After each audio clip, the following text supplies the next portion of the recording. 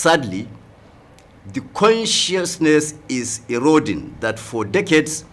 different southern Nigerian tribes have been accommodated and tolerated in the northern parts without discrimination, intimidation, harassment, or endangering them or their families, their properties, or their trades. While we warn all state governors that stand against the implementation of the Ruga Initiative to desist and give peace a chance,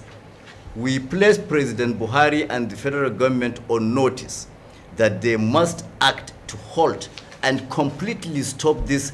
raging madness within 30 days, beginning from today, Wednesday, July 3, 2019. For the avoidance of doubt,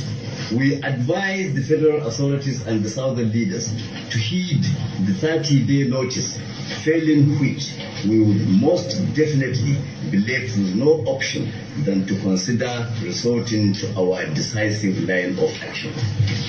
We remind the nation that so long as the Fulani will not be allowed to enjoy their citizens' right of living and flourishing in any part of this country, including the South, no one should also expect us to allow any Southerner to enjoy the same in northern Nigeria.